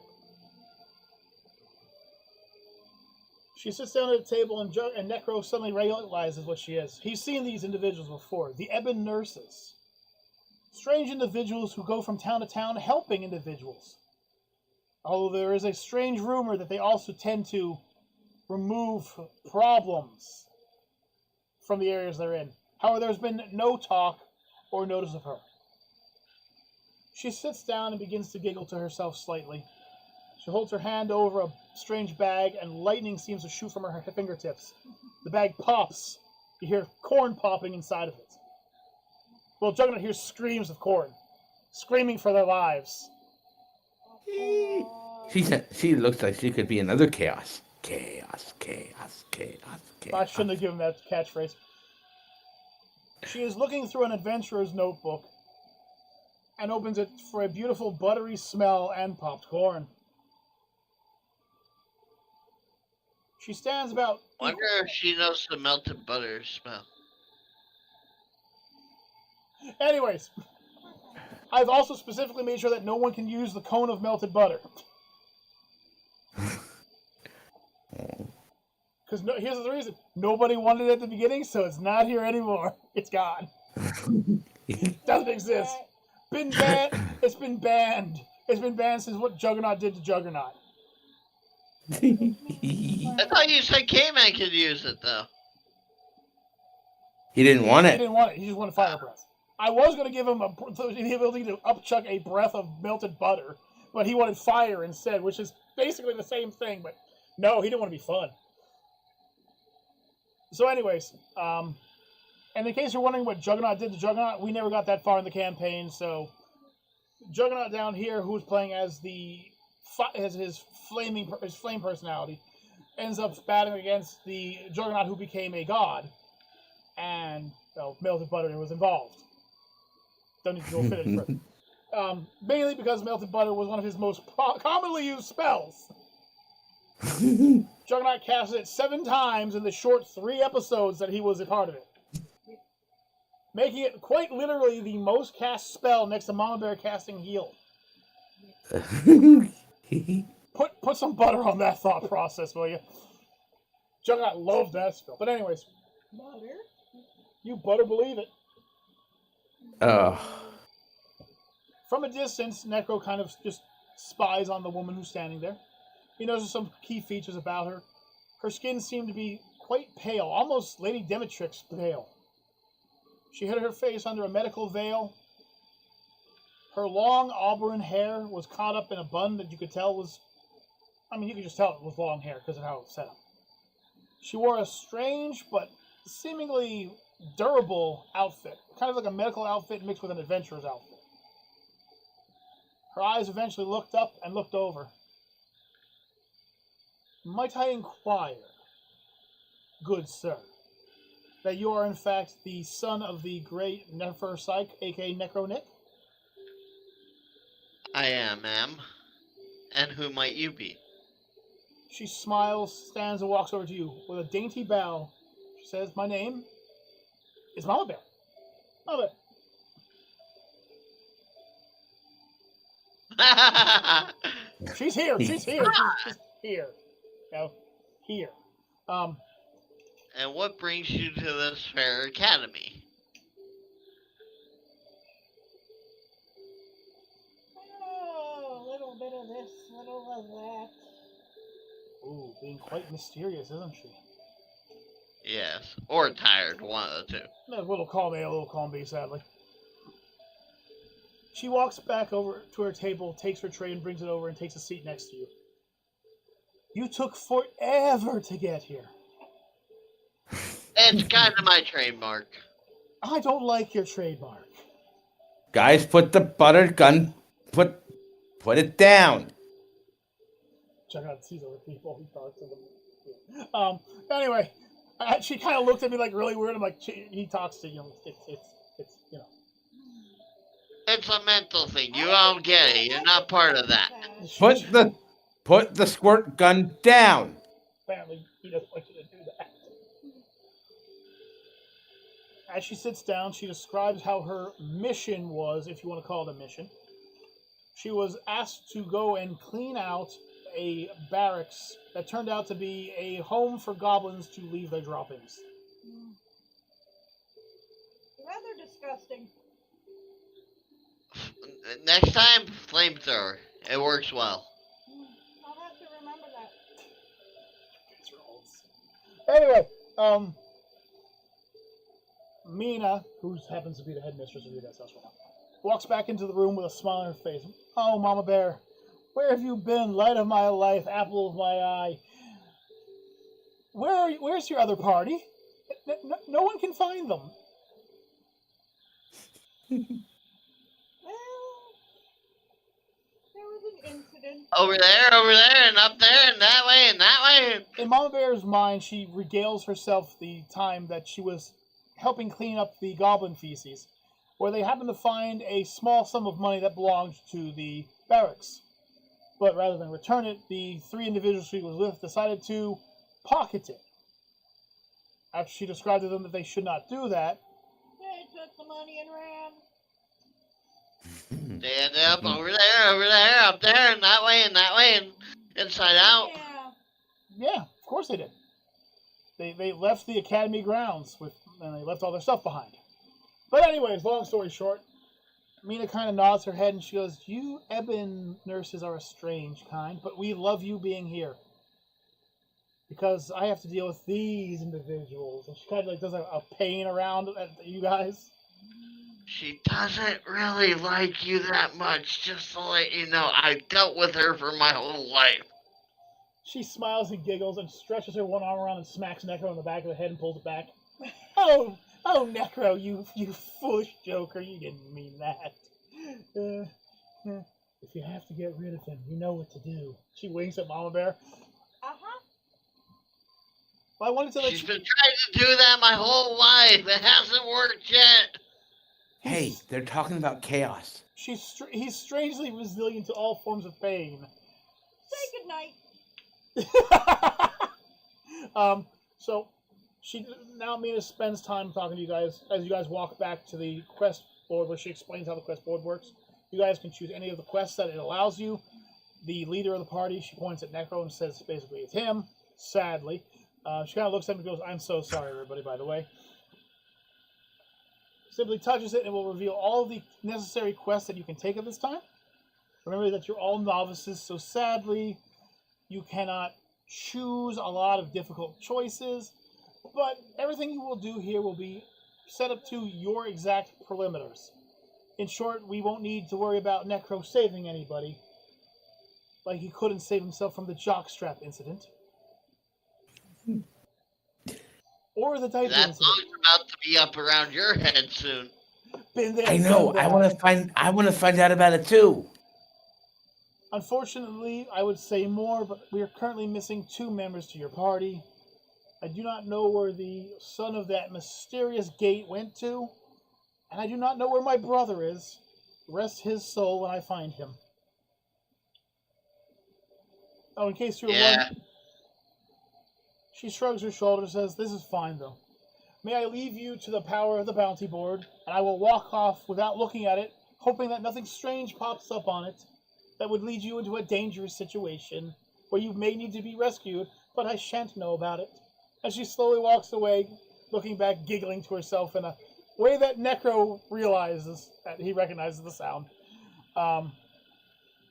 But These things is the trick. But there's no paper towels there. No, bounty board. Question. Yeah, bounty. There should be paper towels there. So Necro reaches over and touches the bounty board. There's the posters. There's no paper towels. And then I cast a little illusionation that there is paper towels. Oh, it's right there. Okay. You can cast you can cast precipitation, so you can do that. Yeah, you have that ability. So to juggle that, I think there's a bunch of paper towels hanging from it now. See, this is why me and Jug work well together. The picker-upper. Yes. So up on the board, you find several little things. You find somebody who needs help stocking shelves. You find another one about needing you to apologize to an angry girlfriend for them, with a warning and a skull shape at the bottom of it. And you find one that says that you have to seek out an individual in the secret location within the school, with a well-drawn-out map to find the secret person in the secret location. Secret person in a secret location. That means we could probably get into trouble there. Yes. Chaos! Yes, Juggernaut Chaos. Chaos! Yes. So, Necro, which one of these obvious choices do you want to choose? Well, obviously, I'm thinking the secret person, the secret room. Mom Bear, how about you? What are you thinking?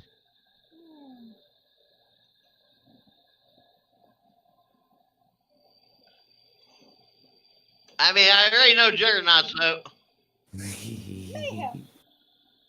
That's also a yes. I guess Juggernaut's going to pick the quicker picker-upper.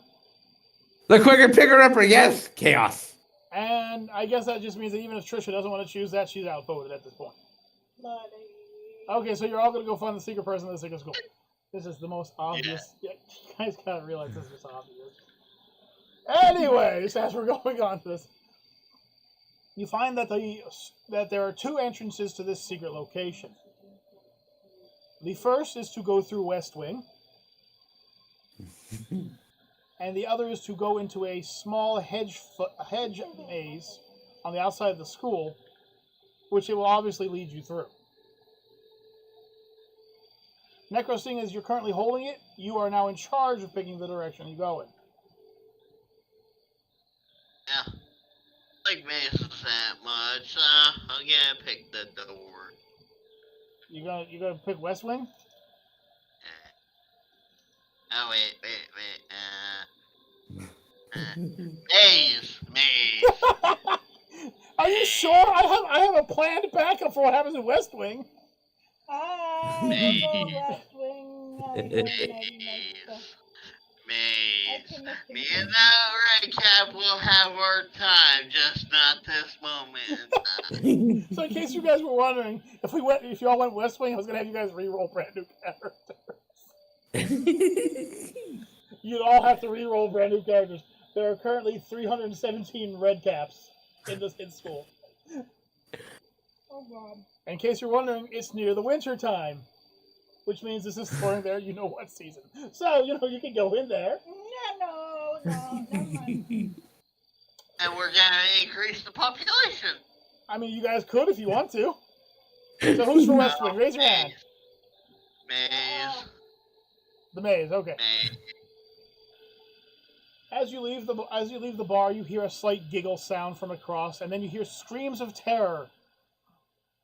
And you see a janitor walking towards the door, putting on his magical chastity belt as he slowly begins walking with a push broom and a bucket. It would appear that some or many unfortunate souls have found their way into West Wing. As Necro follows the trail, he kind of notices that the path it's taking him on is almost the exact same path that Mina just took him on. As you walk outside, you see that the gate is outside smoking. It nods to you and says, "You may continue on, don't worry about me." Takes another puff of its cigarette. Nobody got a question? Alright, anyways. As you walk in, you notice the building that held you guys earlier, and to the next of it, the maze, which, strangely enough, has arrows pointing which way you have to go, painted onto the ground. Is the gate Strange. a labyrinth, perhaps? Perhaps.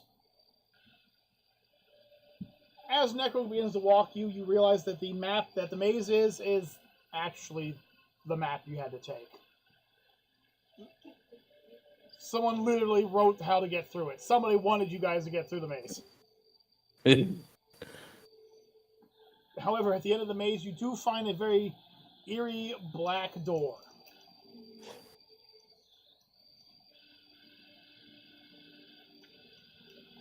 Necro, what do you do?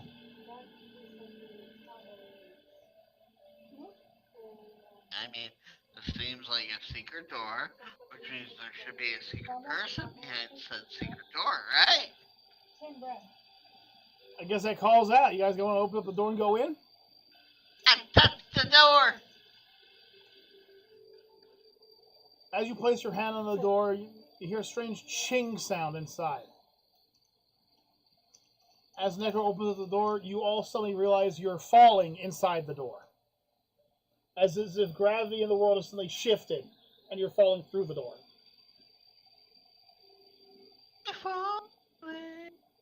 I should have used the other thing. I should have used the big tongue slide, but no, I had to pick the falling gravity thing as I did. Anyway, originally I was going to be like a mimic that just ate you guys and pulled you guys inside. But I thought I'd give it the free falling thing, and then Necro screaming, "Free falling!" on this. Oh. At least I'm not screaming free balling. Anyways, as you fall, you realize that you're actually not falling, but you're standing in the middle of another room.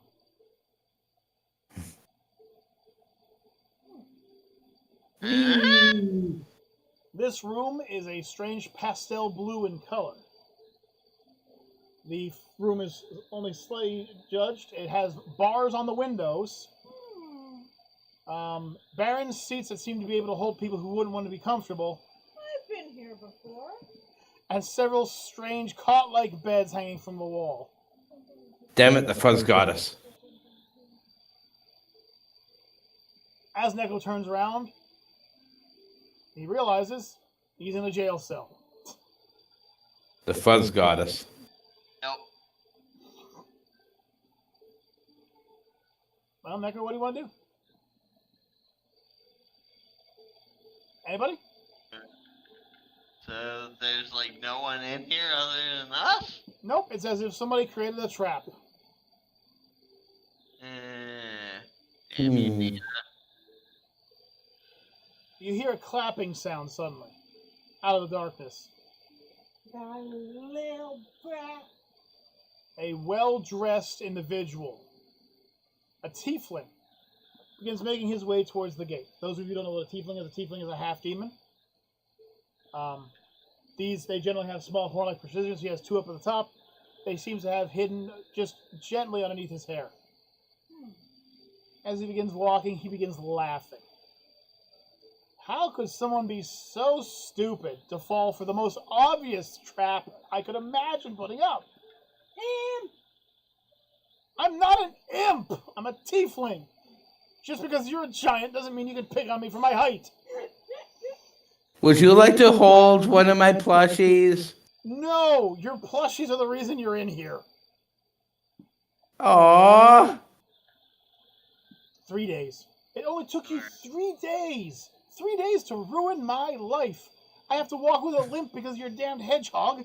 But it was funny. I'm afraid to walk in my door anymore. Something will run up and grab my ankle and go boo at me.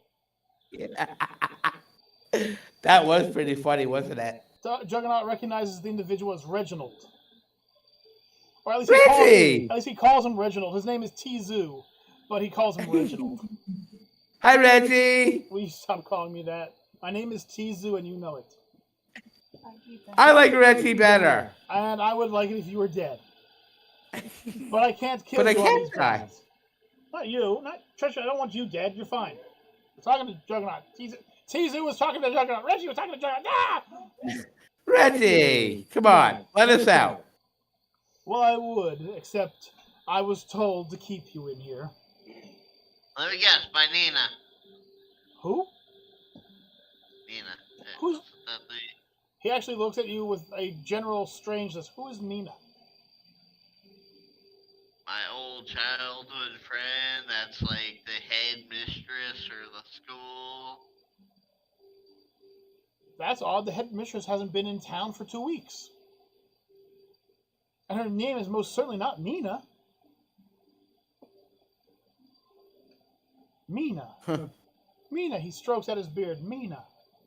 Nina? Tizu? You better spill the beans. He takes a look at Mama Bear and realizes she's in there. Oh, Mama Bear, I did not realize you were trapped as well. Unfortunately, I have my orders, but I might actually let you out of fear of what you may do to me. But yes, the only Mina I know of is that she's a student here, and she likes to play pranks on people. Like shape-shifting and shit? Oh, she's a mistress. She's a shapeshifter.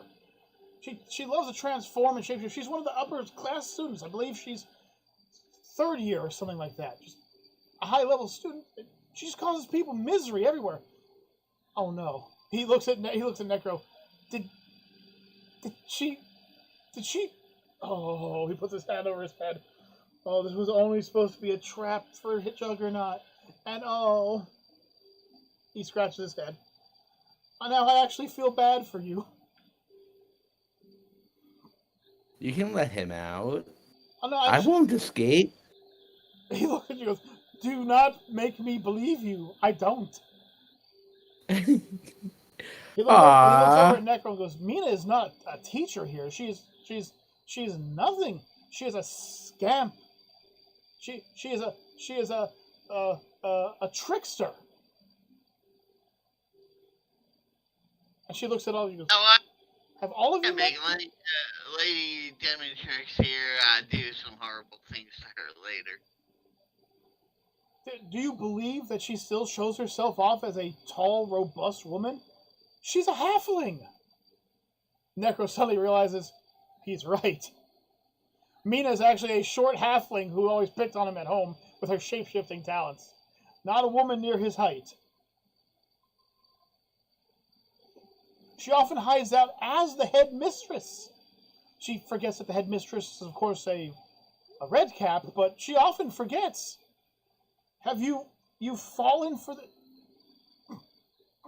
He begins to chuckle quietly. Oh my, I see where this is now. Then this trap was most likely set off by her. Well, she did tell us to go to the bounty board and pick a bounty and bounty board? Roll with it. Yeah. Bounty board? Look at Mom. At the pub. We've never used bounty boards. We've just gotten our messages from the headmistress herself of where to go. Do you mean the illusionary mirror on the wall? The one So that's why there were no paper towels there. He walks over to the door and pulls out his set of keys he has. He pulls out one of the keys and goes, I am terribly sorry for this whole mishap. I do apologize. We will pay off everything. He puts the key in, and with a clunk, It doesn't do anything. The door stays hold. What the? Are those the right keys? These were the keys she gave me for the cell. I was supposed She to. gave you. Yes, yes, the head of security. The individual who has something against Necro's father.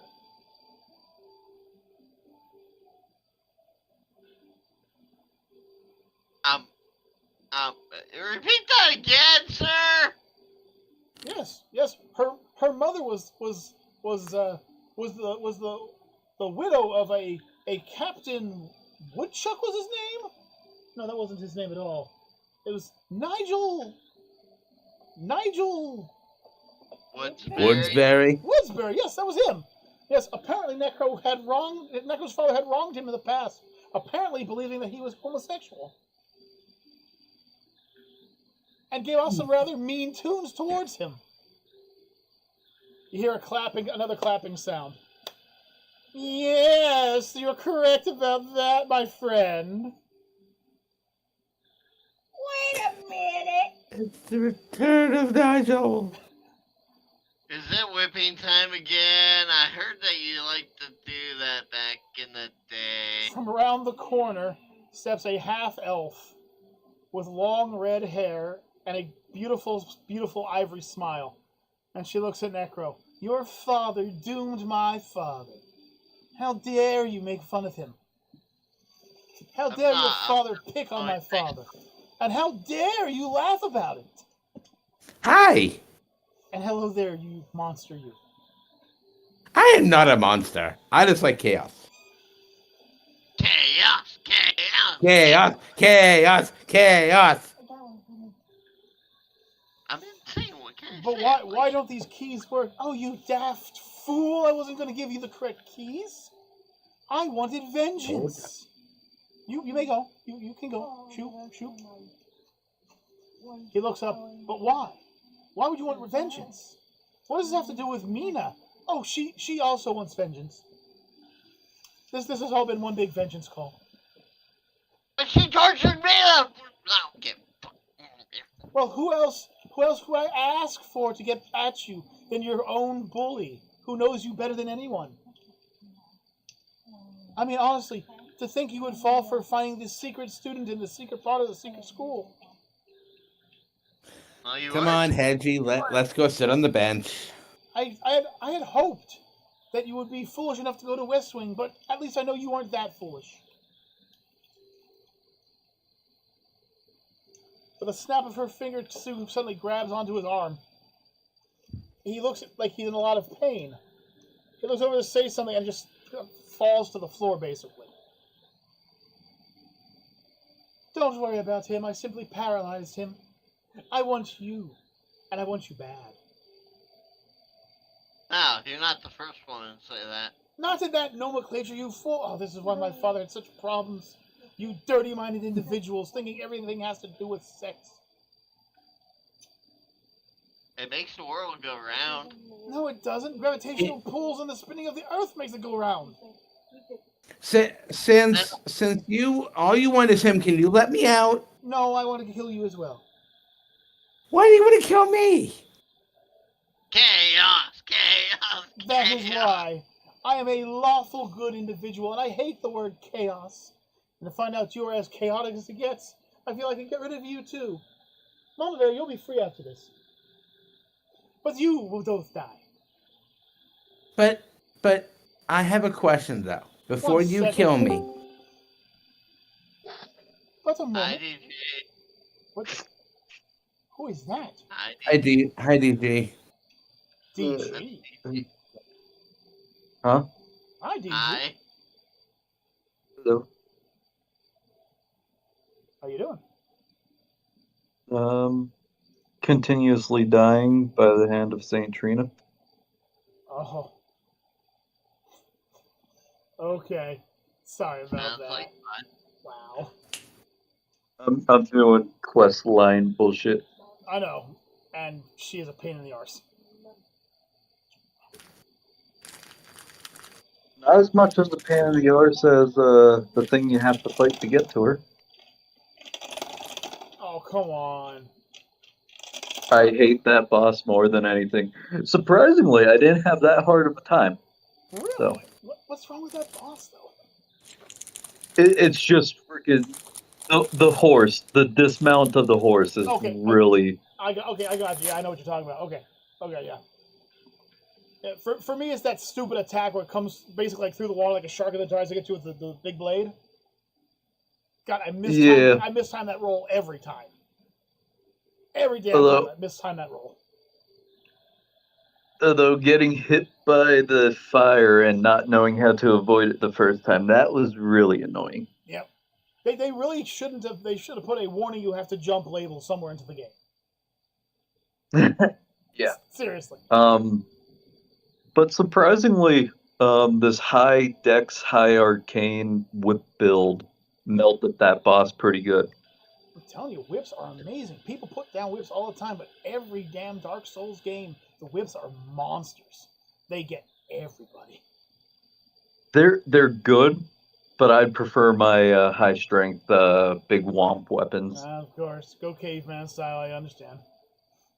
Well, they're like the only things that could withstand like a poise, like the poise that a whip does. Touche. Um, Look, on the right hand, you will have quite a bit of runes oh yeah. Okay. for me to drop to you. Also, I'm doing like every quest line and DLC with the character right now. So I should be able to drop you some of the stuff for your build that you want to build. I'm not sure which direction you're going. I'm just getting what I could physically drop you. That's fine. Like spells I can't drop you. Right. Spells you have to go through and do all the shit to get. Right? Yeah. That's cool. But I saw you guys playing D&D, so I figure I won't take up. You're part of this one. You're part of this one. You don't know if your past character is actually part of this one.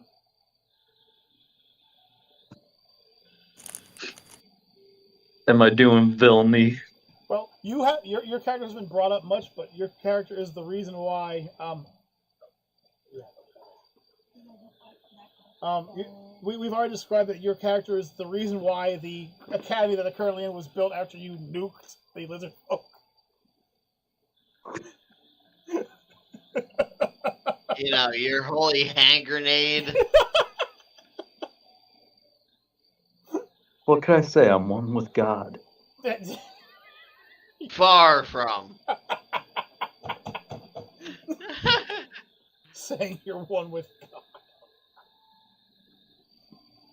I have become Death Destroyer of Worlds is more like it.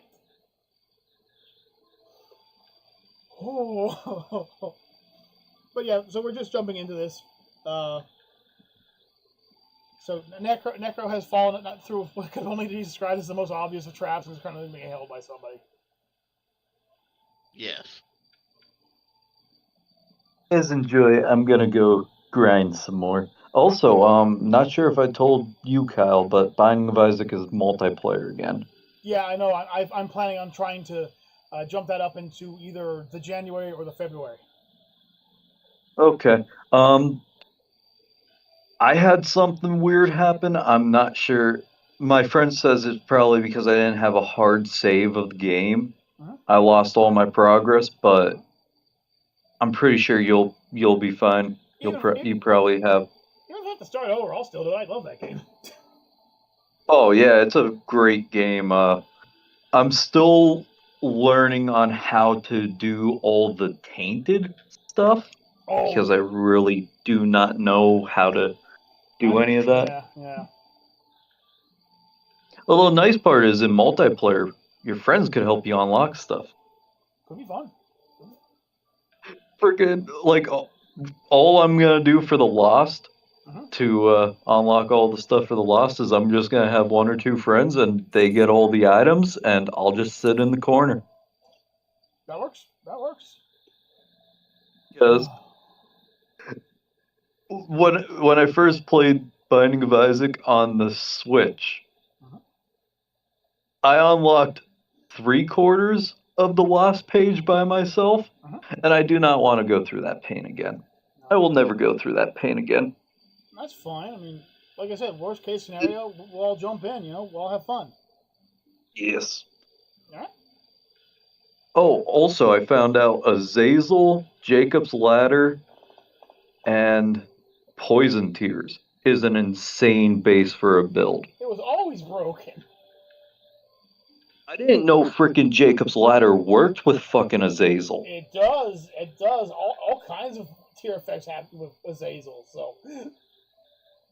Yeah, Jacob's Ladder never appealed to me like, oh, that might work. Oh, okay. Well, yeah. I never also got it with Azazel. Like, I never ran into Jacob's Ladder with Azazel, but I'm like, Jesus, this is fucking broken. Oh, yeah. If you max out Azazel's range, you get the, I believe it's the, whichever one's the one that lets you shoot across the walls. Because your tiers That would be Continuum. Or you can actually fire something like that. You can fire like at the floor and hit enemies on the top of the screen with it. Yeah, frickin' get a Sacred Heart in there too, or a Spoonbender, and then your Brimstone tracks everything. And then turns pink for some reason. But yeah. You guys enjoy your rest of your D&D. Okay. Thank you. We'll talk to you later, man. Alright, so we're back, folks. Sorry about that. DG jumped in. So, we're going to have to leave it there, where Necro is currently trapped by the daughter, or granddaughter, or who knows, of our good old friend Nigel Woodsbury, a.k.a. Captain Nigel Woodsbury. And apparently, Necro's father did something horrible to Nigel Woodsbury. Apparently, he claimed that Nigel Woodsbury was not a straight-shooting man, and that caused some kind of hardship with him. What kind of hardship? We don't know. But we'll pick up next time. Very hard, apparently. Wow. So we found out that the current head honcho is actually not the head honcho. Yeah. And that means that these guys have been tricked and traded and thrown through the loop. And we can only hope that this ends well. But you guys will see us next time. We will have a more exciting video next time, as these guys will break free and have to fight their way through a few bad students on their way to finding out where the true headmistress really is. But until next time, folks, I am the DM, Kaiju K. I'm Necro Nick. I'm Juggernaut Jared.